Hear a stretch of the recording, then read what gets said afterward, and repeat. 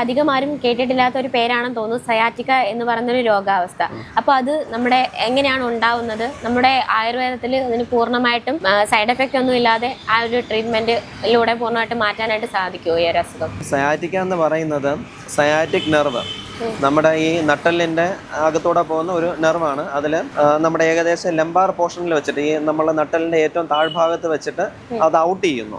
അത് നട്ടലിൽ നിന്ന് പുറത്തിറങ്ങിയിട്ട് അത് കാലിലോട്ട് അതിന്റെ കോഴ്സ് പോകുന്നുണ്ട്. അപ്പോൾ ഇതിന് വരുന്ന ഒരു കംപ്രഷനാണ് ആക്ച്വലി നമ്മൾ സയാറ്റിക് പെയിൻ എന്ന് പറയുന്നത്. ആയുർവേദത്തിൽ നമ്മളതിനെ ഗൃദ്രസി എന്ന് പറയും. ആ ഒരു രോഗാവസ്ഥയ്ക്ക് പേര് ഫലപ്രദമായിട്ട് നമുക്ക് ചികിത്സിക്കാൻ പറ്റും. ആക്ച്വലി ഇതും ബാക്ക് പെയിന് രണ്ടാണ്. ബാക്ക് പെയിൻ നമുക്ക് അവിടെ വരുന്ന മസിൽസിനോ അല്ലെങ്കിൽ എല്ലുകൾക്കോ ഒക്കെ വരുന്ന ബുദ്ധിമുട്ട് കാരണം ഉണ്ടാകുന്ന പെയിനാണ്. പക്ഷെ സയാറ്റിക് പെയിൻ എന്ന് പറയുമ്പോൾ അവിടെയുള്ള രണ്ട് വെർട്ടിബ്രയുടെ ഇടയ്ക്കുള്ള ഡിസ്ക് പുറത്തോട്ട് തള്ളുന്നു. അത് കാരണം ഈ സയാറ്റിക് നെർവിൽ ഒരു കംപ്രഷൻ ഉണ്ടാകുന്നു. അത് കാരണം ഉണ്ടാകുന്ന പെയിൻ. രണ്ടും തമ്മിൽ ഡിഫറൻഷിയേറ്റ് ചെയ്യാനായിട്ട് നമുക്ക് SLR, സ്ലംസ് അങ്ങനെ കുറച്ച് ടെസ്റ്റുകളൊക്കെ നമുക്ക് ചെയ്ത് നോക്കാൻ പറ്റും. ഫിസിക്കൽ എക്സാമിനേഷൻസ് തന്നെ നമുക്ക് ചെയ്യാൻ പറ്റും. അല്ലെങ്കിൽ ഒരു MRI അങ്ങനെ എന്തെങ്കിലുമൊക്കെ എടുത്തു കഴിഞ്ഞാൽ നമുക്കറിയാൻ പറ്റും. അപ്പോൾ സയാറ്റിക് പെയിൻ ആണെങ്കിൽ എത്രത്തോളം ഈ കംപ്രഷൻ ഉണ്ടെന്നാണ് നമ്മൾ ആദ്യം നോക്കേണ്ടത്. അതിലും ഞാൻ ആദ്യം പറഞ്ഞതുപോലെ നമുക്ക് ഒരു ലിമിറ്റ് ഉണ്ട്. അതിന് മേളിലുള്ളൊരു കംപ്രഷൻ ഉണ്ടെങ്കിൽ ഡിസ്ക് ഒരുപാടങ്ങ് തള്ളി, അതായത് ഇപ്പോൾ ഒരു വെള്ളം പോകുന്ന പൈപ്പ്, ആ പൈപ്പിൽ കുറച്ച് ഒബ്സ്ട്രക്ഷൻസ് വരുവാണ്.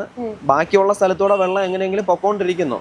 പക്ഷെ അതൊരു പകുതിക്ക് മേളിൽ അല്ലെങ്കിൽ ഒരു 1/4 ഭാഗമൊക്കെ ഒബ്സ്ട്രക്ഷൻസ് ആയി അല്ലെങ്കിൽ ഏറ്റവും അങ്ങേറ്റം വരെയൊക്കെ എത്തിക്കഴിഞ്ഞാൽ പിന്നെ നമ്മൾ അതിനെ തുറന്ന് ആ ഒബ്സ്ട്രക്ഷൻ മാറ്റിയിട്ടേ കാര്യമുള്ളൂ. പിന്നെ നമ്മൾ അല്ലാണ്ട് ചികിത്സിച്ചിട്ട് കാര്യമില്ല. അപ്പൊ അങ്ങനെ വരുന്ന കണ്ടീഷൻസിൽ ഒബ്വിയസ്ലി നമ്മൾ സർജറി തന്നെ സജസ്റ്റ് ചെയ്യണം. പക്ഷെ അതിന് മുന്നേ ഉള്ള കണ്ടീഷൻസിൽ ഇപ്പോൾ ഒരു ചെറിയൊരു ബൾജൊക്കെ ഉള്ളൂ, അല്ലെങ്കിൽ ചെറിയൊരു ഹെർണിയേഷനേ ഉള്ളൂ. അതിപ്പോൾ നമ്മൾ കുറച്ചുകൂടെ അതിന്റെ ഒരു AP ഡയമീറ്റർ ഒക്കെ പറയുകയാണെങ്കിൽ ഒരു 10 സെന്റിമീറ്ററിൽ താഴെയൊക്കെ വരുന്ന കണ്ടീഷൻസ്, 10 മില്ലിമീറ്ററിൽ താഴെയൊക്കെ ആണെങ്കിൽ നമ്മളതിനെ സർജറിക്ക് സജസ്റ്റ് ചെയ്യാം. അല്ലെങ്കിൽ 8 മില്ലിമീറ്ററിന് താഴെയൊക്കെ ആണെങ്കിൽ സർജറിക്ക് സജസ്റ്റ് ചെയ്യാം. അല്ല എങ്കിൽ അതിന് മേളിലൊക്കെ ആണെങ്കിൽ നമുക്ക് ആയുർവേദത്തിൽ നന്നായിട്ട് ട്രീറ്റ്മെന്റ് ചെയ്യാൻ പറ്റും. പിന്നെ സൈഡ് എഫക്ട്സ് എന്ന് പറയുന്നത് എല്ലാ സിസ്റ്റം ഓഫ് മെഡിസിൻസിലും സൈഡ് എഫക്ട്സ് ഉണ്ട്. ആയുർവേദത്തിലും മെഡിസിൻസിന് സൈഡ് എഫക്ട്സ് വരാം, കമ്പാരിറ്റീവ്ലി കുറവെന്നുള്ളതേ ഉള്ളൂ. പിന്നെ ഈ പറയുന്ന അസുഖത്തിന് നമ്മൾ ഉപയോഗിക്കുന്ന മെഡിസിൻസിന് പൊതുവെ അത്ര വലിയ സൈഡ് എഫക്ട്സോ കാര്യങ്ങളൊന്നും ഉണ്ടാവാറില്ല. പിന്നെ അതിൽ മെഡിസിൻസ് മാത്രമല്ല, കുറച്ച് ഫിസിക്കൽ ആയിട്ടുള്ള ട്രീറ്റ്മെന്റ്സ്, ആയുർവേദത്തിലുള്ള പല പല ട്രീറ്റ്മെന്റ്സ്, വസ്തികൾ, കിഴികൾ, ലേപനങ്ങൾ, അങ്ങനെയുള്ള ഒരുപാട് ചികിത്സകൾ നമ്മൾ അതിൽ ഉപയോഗിക്കും. നമ്മൾ പല പല നമ്മളിപ്പോൾ ഫിസിയോതെറാപ്പി എന്ന് പറയുന്ന പോലെ ആയുർവേദത്തിലെ കൈൻഡ് ഓഫ് ട്രീറ്റ്മെന്റ്സ് നമ്മൾ അതിന് വേണ്ടിയിട്ട് കുറച്ച് ഉപയോഗിക്കും. അങ്ങനെയുള്ള ട്രീറ്റ്മെന്റ്സിന്റെ ഒരു കമ്പൈൻഡ് ഫോം ആയിരിക്കും ഉപയോഗിക്കുന്നത്.